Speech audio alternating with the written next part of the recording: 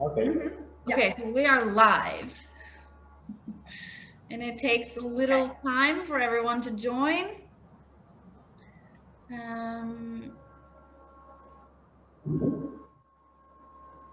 We just wait. And I always write because we like questions, but if everyone can use the Q&A function, it's easier for me to see all the questions. But you're the only one seeing them. I think you can also see them, the other panelists, and then when I answer a question, everyone can see the question and then the answer. Okay. But you just have a chat with me, and then I will ask all the questions. No hard questions, I promise. Okay. Easier. It's not like an exam in school. You know the answer. We hope so. I hope so. I think we give it maybe one more minute. We're missing some people. So I think maybe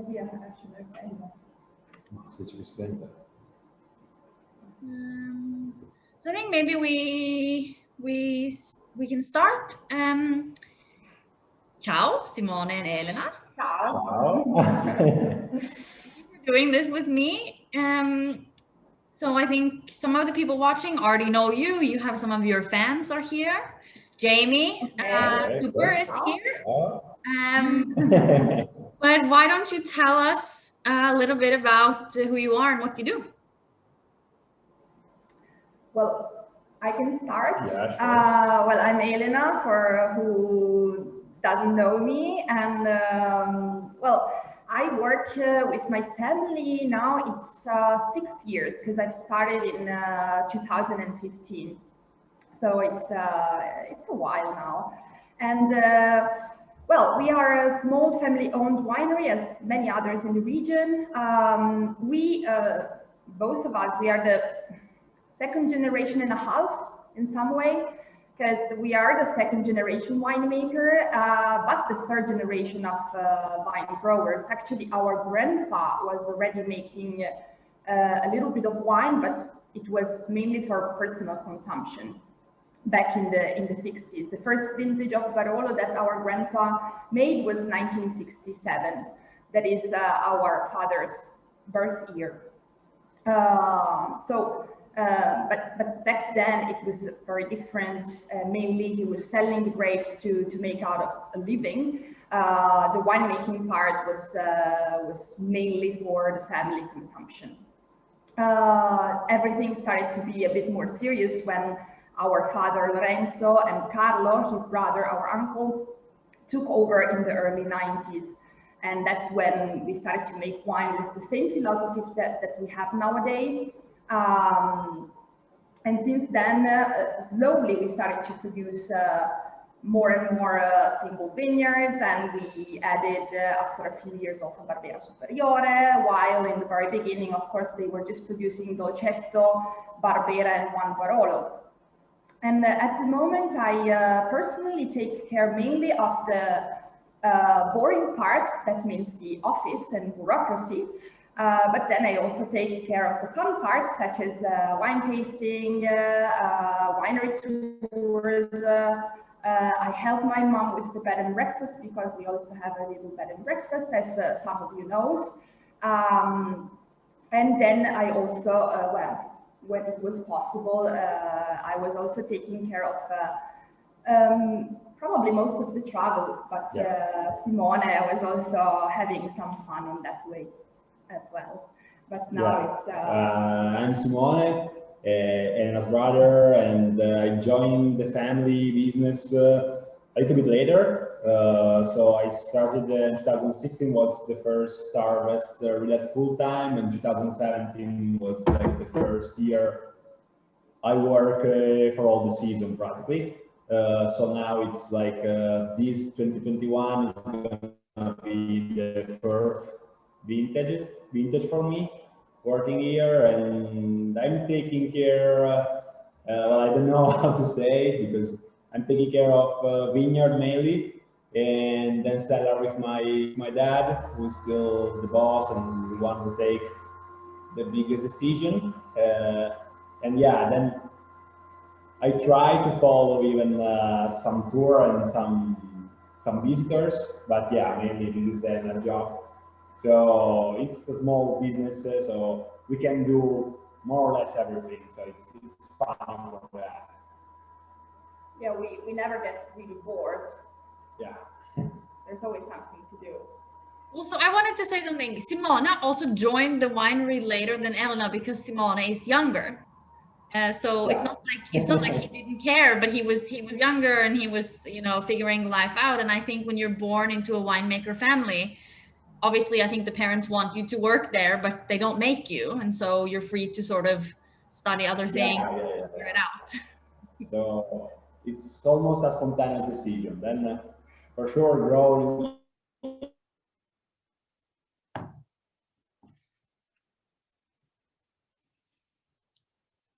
Again, the Wi-Fi in Lange is great. Simone, Elena, can you hear us?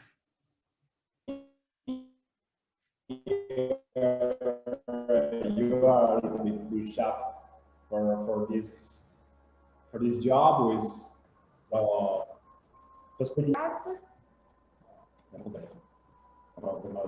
Okay. Okay. Can you hear me? See me? Okay, you can hear us because Yeah. we lost you for a second. The Wi-Fi in Lange is the best. Yes. You are definitely not visiting for the Wi-Fi or for the high tech. No, it's a good thing you make the wine because it's the only thing you have going for you. The Wi-Fi is terrible. Yeah, that's what we can do. Yeah. Wine and good food. Yeah. That's all. But so you sort of work different parts of the winery, but you all work together, and you make quite a few wines. And one of the wines that we are going to focus on today is your Barbera. So why don't you tell us a little bit about your Barbera while those of us who have it can taste it. Yeah, sure. Well, first of all, salute. Cheers. That's what we have in the glass. Personally, we have the last vintage, which is the 2019. And this is our, let's say, a classic Barbera. So this is the Barbera with no oak influence. The Barbera as it's always been. So a wine meant mainly for an everyday drinking. So quite fresh, quite light. Even if in the past years, I mean, it's not like light, but anyway, it's a wine that you can easily pair with, I think, pretty much any kind of food. Also, like now we are not having any food, but it's a very nice wine also just to enjoy a glass. But my my brother maybe can explain you a little bit more about the more technical part of the production and the vineyard part. Yeah, I try. Well, the Barbera, this one, the classic one, comes all from La Morra. So this is important to say. I think La Morra is really good for Barberas because we have even in Annunziata, so in the bottom of the hill of La Morra, we have a little bit hotter microclimate compared to other parts of the Langhe, and Barbera really loves hot weather. Get somebody more too. So okay, yeah. Very good. I was surprised to see that. Also, you talk about La Morra. Yeah. This is the view from Castiglione, and you can see La Morra. So here's La Morra. And then you have Annunziata, which is where the winery is, and also most of your vineyards are in Annunziata. Yeah. Correct. Actually, like a little bit more than the Alps. Yeah. But the Barbera all comes from. You cannot see the vineyard because it's. You can see the vineyard from La Morra, the vineyard of Barbera. So it's from Castiglione, it's impossible to see the vineyard exactly from where we get the Barbera fruit. But actually, this is the easiest one because we are producing two different Barberas. One is the Chaboturé, that is the Superiore, and then we have this one with, as Zena told before, is more classical. There's no oak influence, so it's actually pure fruit. The process of vinification is pretty easy. So we get a little bit, longer maturation than what we do for Barolo, because Barbera has no tannin at all. So I think this is really why Barbera is really easy that people like Barbera, because it has no tannin, so it has a good acidity, so everybody like it because it's fresh, it's fruity, it's an easy drinking wine, and we don't have problem to extract to dry tannin, so we can get a longer maturation to get more color. That is a really beautiful color of the Barbera, because it's more darker than the Nebbiolo and the Dolcetto too. So it's pretty purple. So we get longer maturation, about 12 days in vertical tanks. So, and then we racking off, we make finished alcoholic fermentation. We get the malolactic, we racking off another time, and then practically we bottle it. So it's not a too complicated wine process. But we try for all our wines to not influence it too much in the cellar. So we focus more on the vineyard and to have beautiful grapes every vintage. And we try to do our best in the cellar. But so you make a classic Barbera that I call classic, where it's only steel tanks and it's just sort of the fruit and it's fresh and it's just an expression basically of the grape. But you also make a Superiore. So what is sort of the main differences between the two? The classic and the Superiore. Starting from the vineyards for the Barbera Superiore are in better position. We use 3 different vineyards, 3 different plots, pretty small everybody, and are all in Cru of Barolo. So one is an Annunziata, then we have a part in Giacchini and a part in Bricomanescotto. So are all in Cru of Barolo, so better exposition, more hotter, and even older vines. So it means that starting from the vineyard, we get more concentration on the fruit, so more concentration on the flower. Then we work really hard on the yield. So we try to have a really low yield for the Barbera Superiore, while for the Barbera Classic, we do a little bit less to have more, to don't have too much body. So to make an easy drinking wine, sometimes it's better if you get a little bit more fruit. And Barbera is a grape variety that really produces a lot in terms of yield. So for the Superiore, we make a really lower yield. Then the other biggest difference is the aging. So actually, as I told you before, for the classic one, we make really an easy wine process, and the aging is just in stainless steel tanks for 8-10 months.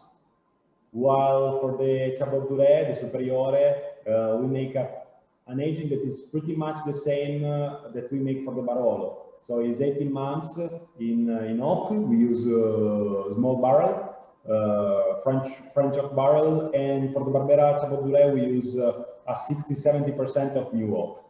So that makes a huge difference. And the Chaboturé, I think it's even like a better aging potential compared to the classic one. But even the Barbera, I think all our red varieties can age pretty well. Even this classic one, you are not forced to drink it when it's young. I think it's better, but if you keep it, it's not a waste. It's not a sin. Yeah. So I have to say something else before we continue. Have you practiced your English in lockdown? Because I don't remember it being this good, Simona. Well, no, I think this is the first time I'm speaking English since So I don't think 1 you year. no longer need Scuola di Oda. You are. Okay, that's good. I'm very happy. No, so I think it's.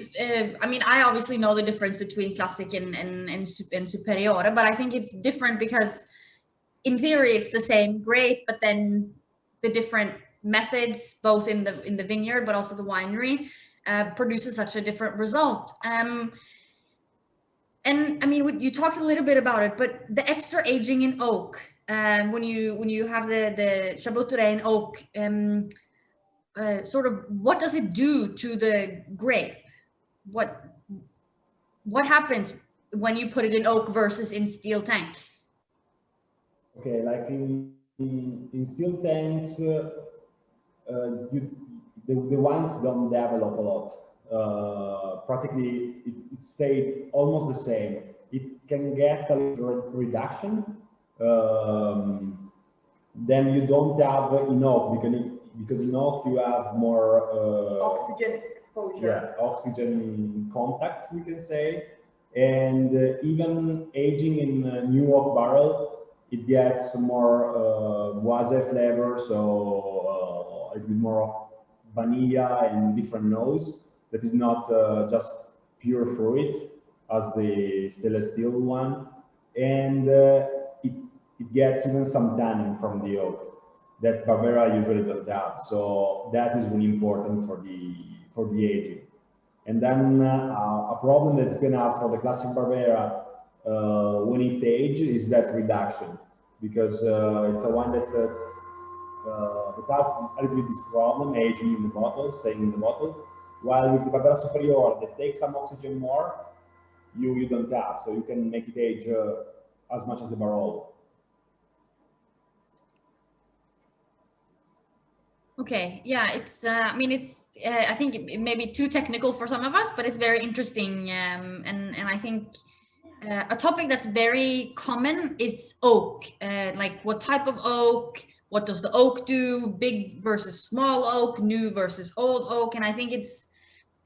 For me, the most interesting thing is sort of the chemical behind it. I don't really care if you use big barrels or small barrels, but it's sort of how the oak works as a tool in winemaking. But so you use oak for your Barbera Superiore and also for your Barolos. Yeah. And the rest are in steel tanks. Also for the Langhe Nebbiolo, we use oak, and we use French barrique, but just used barrique. So even fourth or fifth passage, that means that the barrels were already used 4 or 5 times. That means that the oak influence in terms of flavor will be much less. So in the Langhe Nebbiolo, you don't smell any oak flavor. It's more for the how do you say, for the cleaning of the wine, to have that we decided to do an oak aging versus a stainless steel tank aging. So we use steel tanks just for the Barbera, this classic one, and for the Dolcetto d'Alba that we also make. And Dolcetto is really a wine for, it's the wine to have on the table every day. And like our grandpa, for example, he actually got sick in the last years of his life, and you know, our grandma was always trying to make nice stuff to eat and always to have a glass of wine on the table. And sometimes she was like, okay, you want a glass of Barolo? And he was like, no. I want Dolcetto. Dolcetto is the thing to have on the table. But Dolcetto is it's really a wine that in this area, at least, so in the Barolo region, normally we have it in a fresher exposition, and we don't do any oak aging. This is our table wine, let's say. the wine, friendly wine to have as aperitivo or with pizza. I know that you have pizza with dolcetto very often, so I think that's a very good pairing. I love dolcetto. Yeah, it's better one of than my favorites.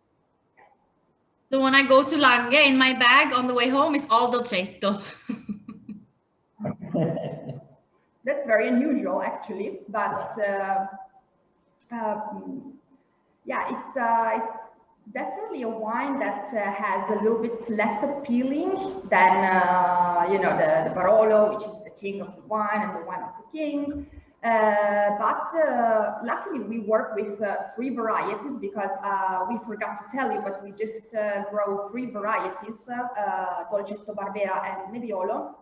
And we have 3 varieties that are all very interesting varieties that you can work in different ways with, but they all have like aging potential. So we definitely live in a lucky area also because of that. But so speaking of the king of Barolo, or the king of Lange, the Barolo, not only tonight do we have the king of wines, but we have the best vintage of the century, or the decade, or whatever, 2016. So some of us have the classic Barolo 16 in the glass, and it's so good. But why don't you tell us about it? Yeah. You want to do it? Go ahead. Okay. So 2016 it's pretty easy to tell what 16 was, because it's really a classical vintage, and it was practically perfection. So nothing was wrong. We had everything in the same time. We had for all the seasons, so it means from March to October when we harvested, we had all the things where they have to be. So we had the rain in the right periods. So we had snow in the winter, first of all. It is really important to not miss the water for the vineyards for all the season. That we don't have too much rain in spring. That is really a fear for us that we do this job, that we grow wines, because it's really a trouble period, because the vines are growing, so are really sensitive to sickness. So it was good, and then the summer was not so hot.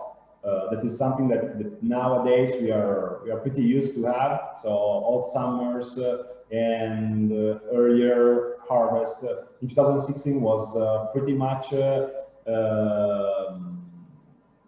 a traditional vintage. So really coming back of 10 or 15 years. That is something that is almost more rare. So 2016 is something fantastic, and I think after 2010 maybe it's maybe the best that we have in this decade for sure. Yeah, I think compared to 2010, that someone's mentioning is that there is such a great balance, especially in the Classico, that it's really, really nice to drink already. I mean, of course, it will be better with some time, but it's already very perfumed, and the tannins are not so like super dry in the mouth, so they're quite nice, quite well integrated. This is, I mean, of course, it will be much easier to do our job if all the vintages will be like 2016, because you get less travel, and you know, it's a job that is very much connected with the weather. So as you all know, so it's, of course, 2016 was giving us a great help to make great wines. But so one thing I've noticed, because I've tried quite a few Barolo 2016, and I think that for me, the classic ones sort of are better compared to previous years than the Cru Barolo. Does that make sense? And so I mean, they're all good, but if you compare, you know, Gattera 16 to 15, the difference in quality for me is not as big as the classic 15 and 16. And so I think it's the year to buy the classic Barolo.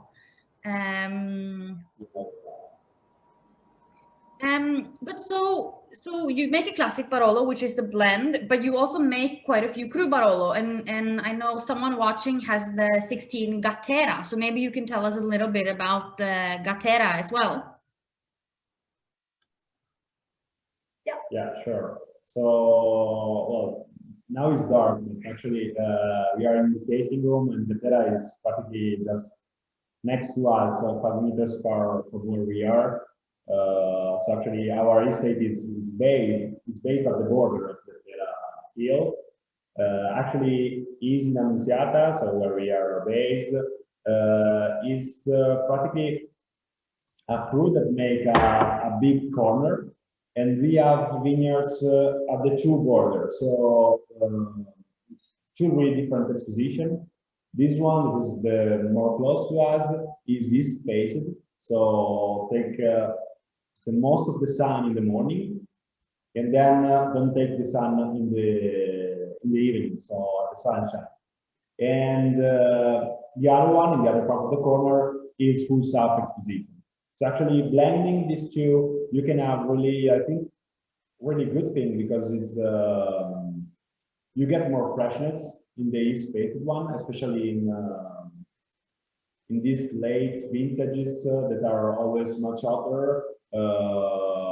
Having a east-faced plots give a little bit more freshness, not too much high alcohol, so it's pretty good. And in full south are always usually considered the best exposition still. Traditionally, maybe it was more, but even now you get more body, the aromas and the flavors and the tannins too are more concentrated. So we are blending these two. Gattera is a fruit that is practically at the border with Castiglione Falletto. So it's still a Morra, but it gets some influence from Castiglione. So actually, yeah. Here is Gattera. So your winery is here. Yeah. Yes. So here is the plot just at the right. Yeah. I can go anywhere, but here is Gattera. Yeah. And we have the two extremities practically. That one, there. That's the east-facing part. No, it's the one practically below the tree. Here. The Lebanon cedar. Okay. Yeah. A little bit down. Yeah. A little bit down. Down. There. That one. Yeah. Below the street. Yeah. That is full south, and the other one is east facing. Yeah. And for Barolo Gattera, that is even interesting, because we can speak even about about the oak aging, because actually for the classic one and for Conca and Giacchini, we use the barrique, so small size barrel. And for the Gattera, we just use larger cask. So even the provenience of the oak is different. For the barrique, we use French oak, and for the larger cask, we use Slavonian oak. Large cask, we use 1,500 liters and capacity, and for the barrique, we use classic barrique, so 225 liters. So you have less contact with the oxygen in the larger cask. So it's and you get, even for that, you get less oak influence in the wood. So it's more purity. Oh. And for, we can even say that it's a blend not just from La Morra, but even from Serralunga. So truly different south of the Barolo area. Well, because you have, let's see, you have also, because I have the maps here. You have I don't really have a good picture, but you have, here is Ceretta, right? Yeah. See? Mhm. So here is Yeah. Lamora, here is Ceretta, but it's big. Yeah, yeah, yeah. It's big. It's big. Yeah, it's quite big. We have around 4 hectares, Yeah, a little bit less. yeah, yeah. So it's a big lot. Yeah. But I mean, the soil difference in La Mora versus Serralunga is very different, and I think it's very interesting when you blend the two, because you get the structure sort of from Serralunga and the more feminine sort of floral notes from La Mora. First is the elegance, yeah, definitely. I also like blends when you have the possibility to try in general classic Barolo blended from different villages in the Barolo district, because it's always very interesting to see how's the result when you combine different soils, especially because also the different vineyards that we have in La Morra are giving different expression in the wine. But of course, when you blend two very different parts of the Barolo district, that's extremely fascinating and extremely interesting. So your vineyard in Ceretta is much younger. The plants are much younger than your plants in La Mora. So what? Yeah, yeah. It makes a difference, right? The age of the plant. So what do you think the future will be for the Ceretta wine? Well, I think it's better for us because actually in La Morra, my father, my uncle, practically never planted a vineyard. So we're all planted by our grandpa. So someday we will have to replace it and work again with young vineyards. With Cerreta, we can grow together, and it's always better and better and better. So I'm happy that it's a little bit younger because it's 20 years vines. So it means that maybe for all our career as a winemaker, we can work with it.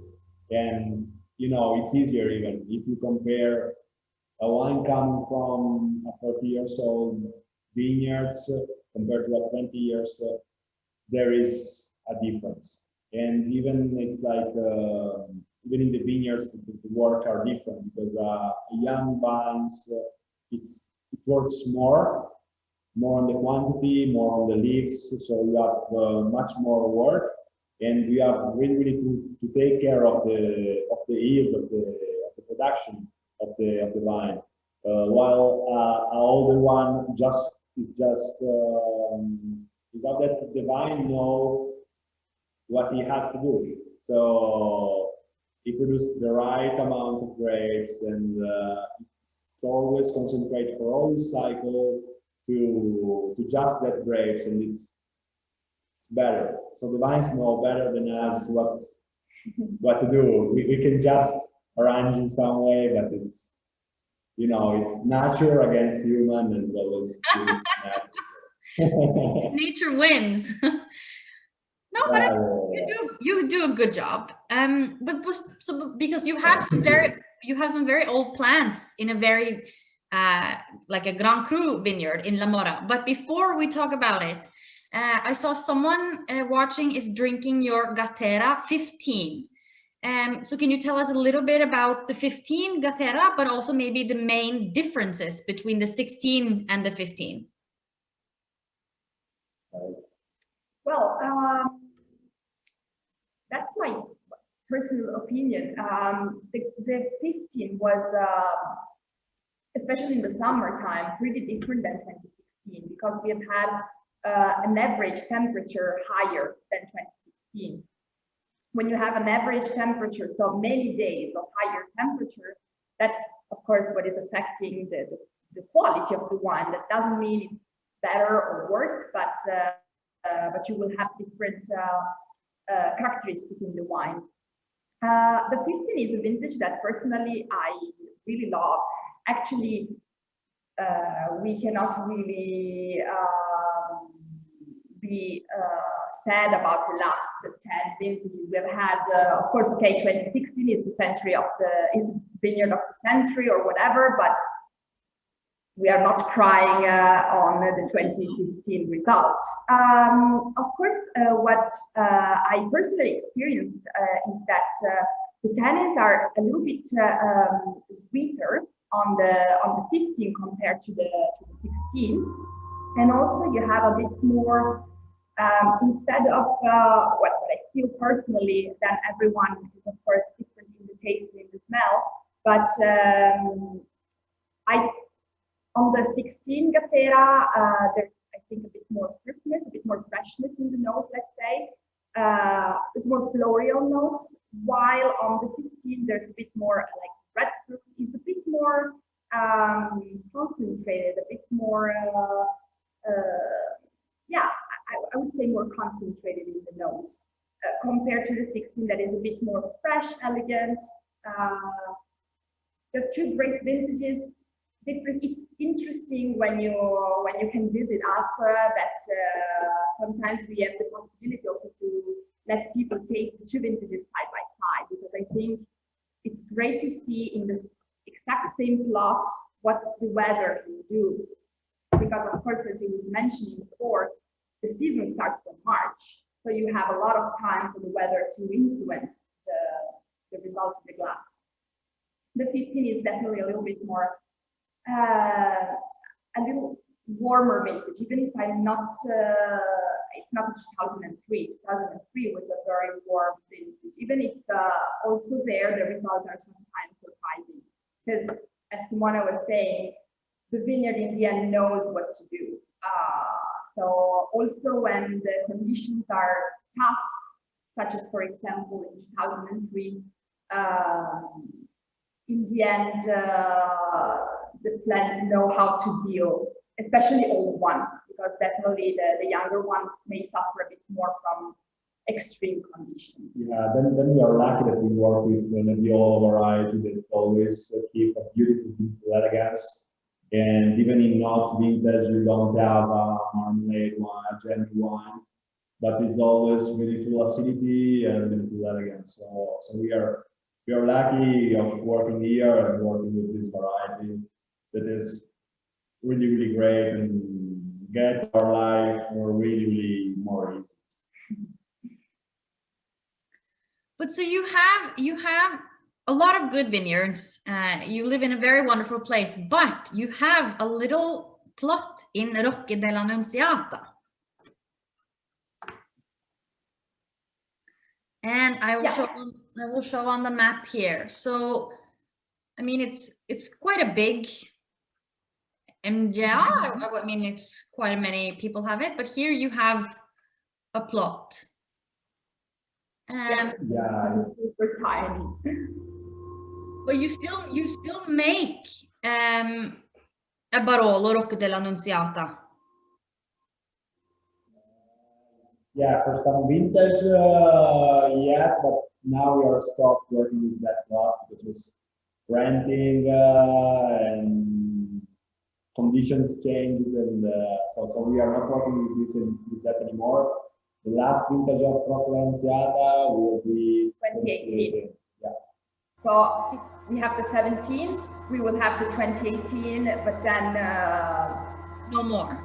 Our adventure in Rocche will be over. For some time at least. Then yeah. you never know. You never know. You never know. Yeah, it's sad because it's so, a beautiful vineyard. So it's a beautiful vineyard. But so you mentioned 17.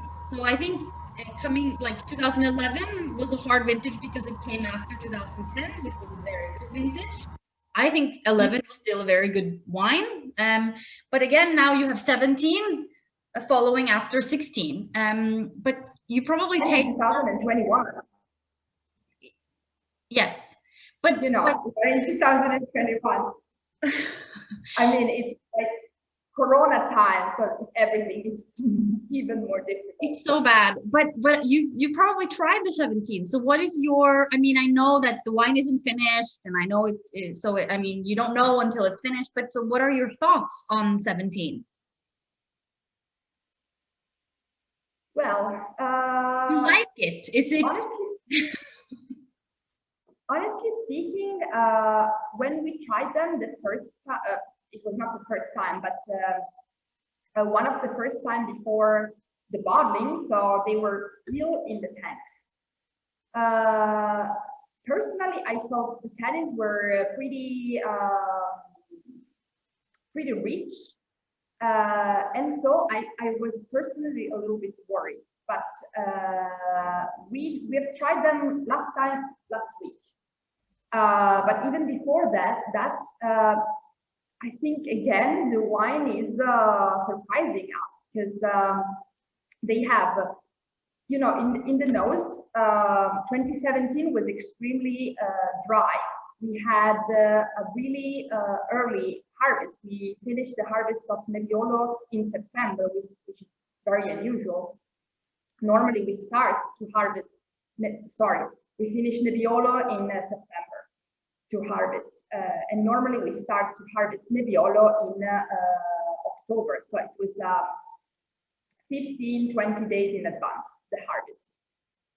So just thinking about that condition, you will expect extremely, as you were saying, jammy, you know, very ripe fruit nose and very concentrated wine, but it's not like that. If you smell it in a blind tasting, you cannot say, I believe, or you can hardly say that it comes from a hot vintage. The elegance is unbelievable. So in the end, the quality, I think it's pretty good. And okay, there's it's not comparable to the 16, of course, but I was surprisingly, you know. I think everybody that will taste, that tried something about 2017, and then will taste the Barolo 2017 will be really, really surprised. As we were, like, actually when we tasted the first time. Again, it's I think I always believe that in the vintage you always speak about the vineyards, and the vineyards again made a beautiful job and really demonstrate how strong they are, because 2017 was really challenging. It started really badly because we had a hot winter, so the season started pretty early, like the batch goes out really early, about 2 weeks in advance, and then we get a frost. So it started in the worst of the way. And then we are totally not used to have frost. We practically had never experienced with frost. So in 2017 we had. Then the summer was really hot, but as Elena said before, it was really dry. And even that is a condition that we are not used to have. So for the first time, we see our vineyards approach such a kind of vintage. And the yield was really low, but by natural. So the vineyards don't produce out of fruit. So we didn't have to, I can say we didn't have to work in 2017 in the vineyard because the grass were not growing, the leaves were not growing. So it was really like an all day. And we didn't make a green selection, so green harvest practically, because we didn't need it. And at the end, the wine is surprising at the moment. I'm really happy with that. Maybe because the expectations were not huge as the 2016, but I think everybody will be surprised. Yeah. So I'm even kind of excited, you know, for all the feedback we will get.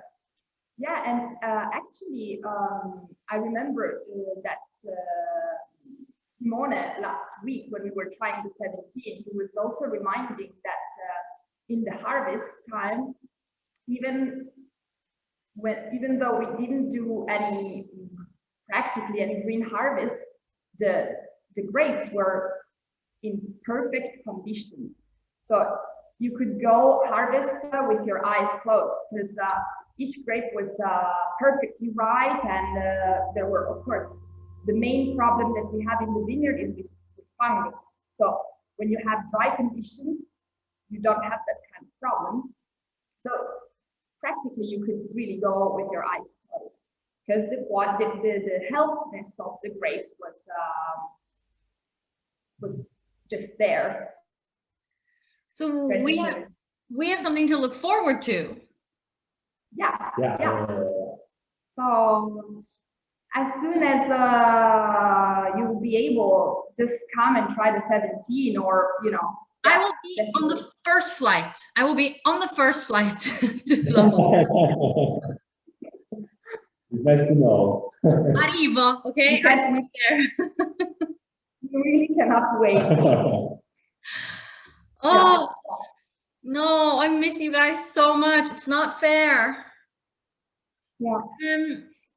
But so, it's interesting because I did this with Corino, but we didn't talk about Insieme, because you make another wine Insieme, and it's kind of an interesting. It's an interesting project.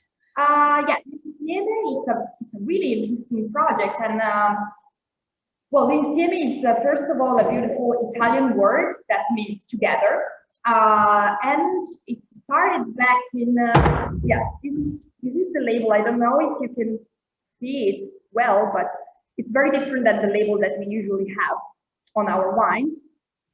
And L'Insieme is, first of all, I think, even before the wine itself, it's a celebration of a friendship, because it's 7 producers.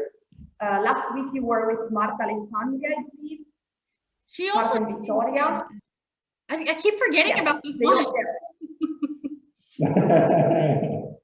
It's it's a group of friends, first of all, and then colleagues, because we all make the same job, and most of the 7 friends that are part of this group, they started like the older generation, so our father's generation, started to make wine in the same period, and that was in the late 80s and beginning of the 90s.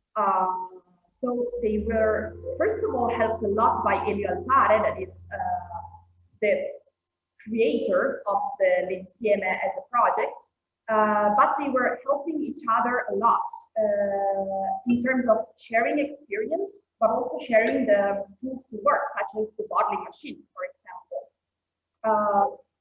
So it started in '97 as the celebration of a friendship, and they decided to make a wine to celebrate this friendship.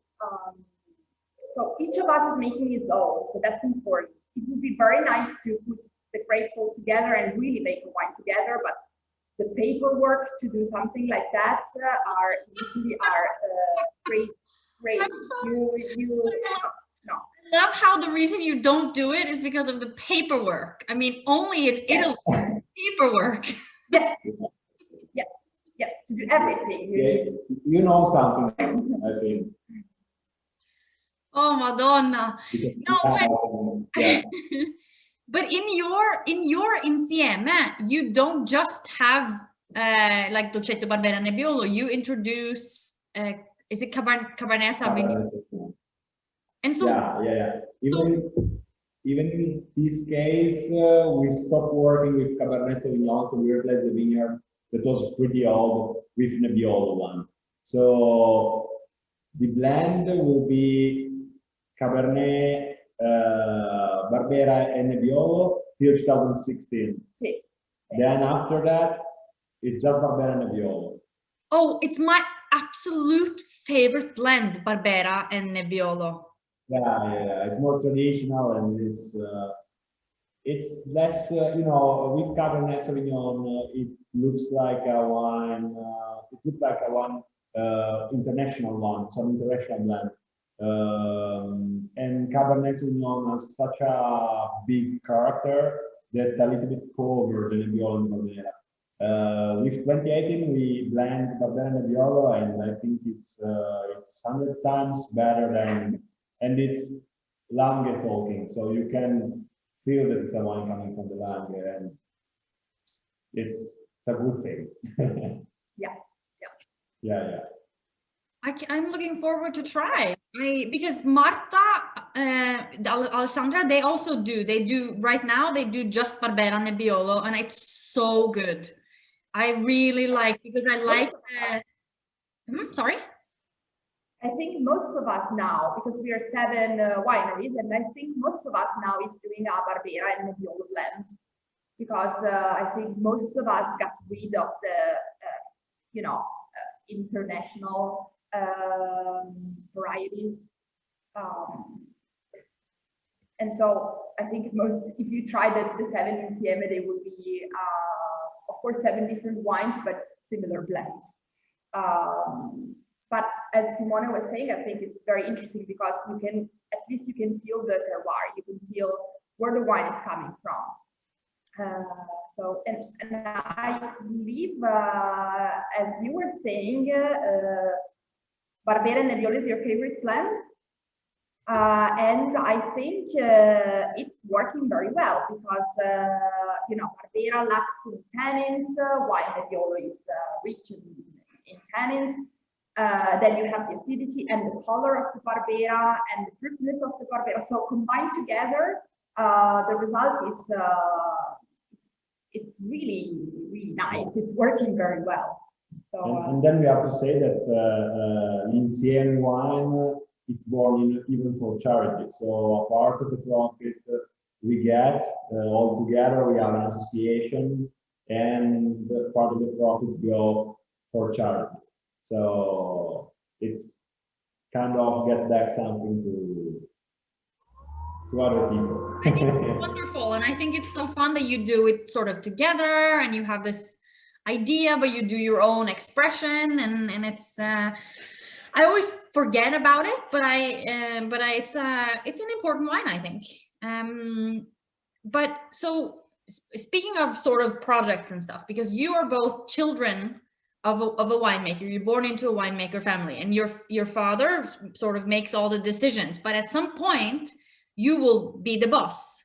And do you think that you will continue the way your father has, or are there changes you would like to make, maybe in respect to the climate changing, because maybe it won't be the same making wine today than it will in 10 years? I just checked if our father is not here. Well, he doesn't speak English anyway. Nah, it's. I think we grow with these wines and we grow with this philosophy. Then I think that things change because, especially our father, starting in the early 90s, when Barolo was his boom, and everything was changing and changing even quickly in the area. Now I think we are getting in a period that is a little bit more quiet, because the quality of the wine, I'm not speaking just about our Barolo, so Revello Zoom. I'm speaking about all the Barolo area. The quality of the wines is really, really high. I think is top of the history at the moment. So I think the philosophy will always be this one. So it's difficult to change something because it's easy to get trouble. But for sure, it's even difficult to have project to get different projects. But for sure, something will change.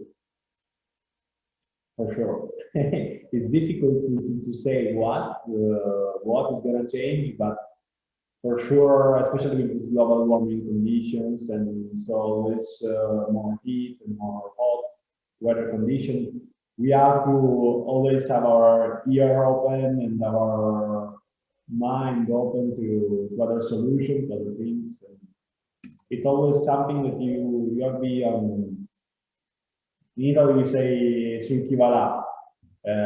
So we have always to be in alert.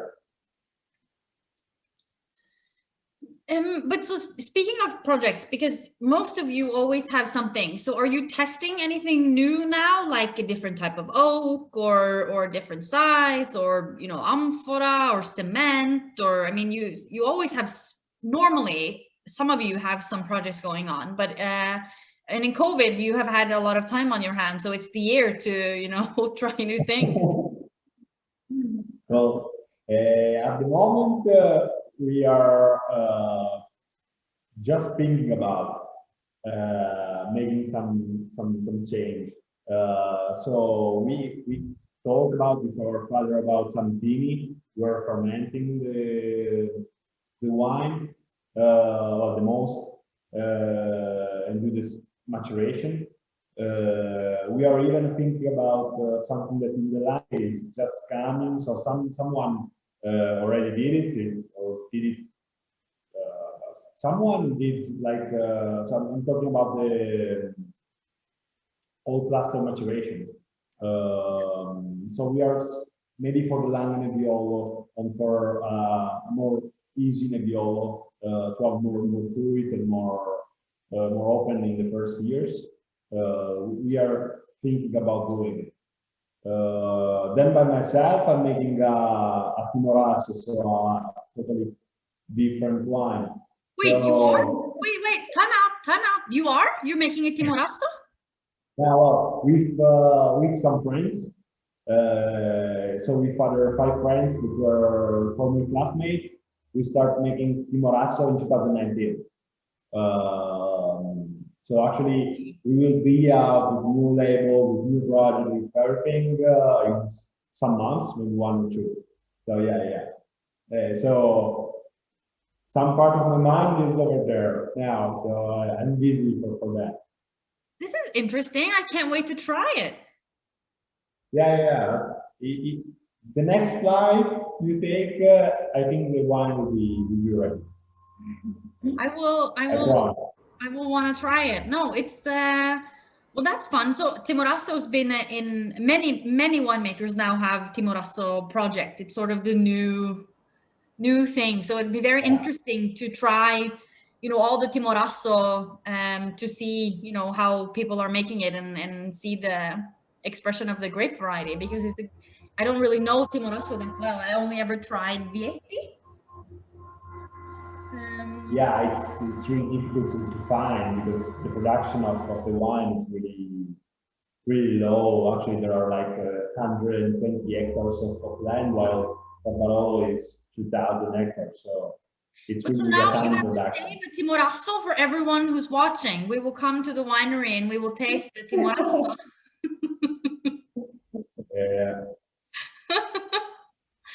No, but we are making really few bottles, so it's I cannot promise.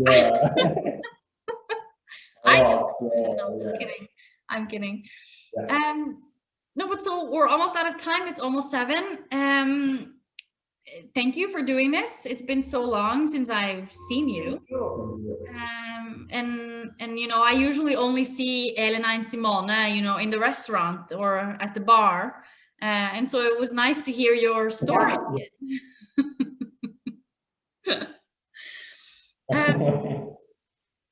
So I think I answered most people's questions.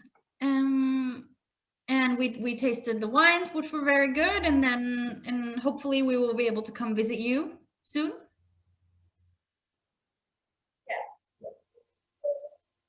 we really hope so. I mean, it's so nice to see finally people living in person, like 3D, three-dimensional, and not on a screen. And I bet you are also excited to travel outside. Yeah, we are. Yeah. Va bene. So I say cin cin. And ciao. Ciao. Alla prossima. Ciao. prossima. Ciao, ciao a tutti.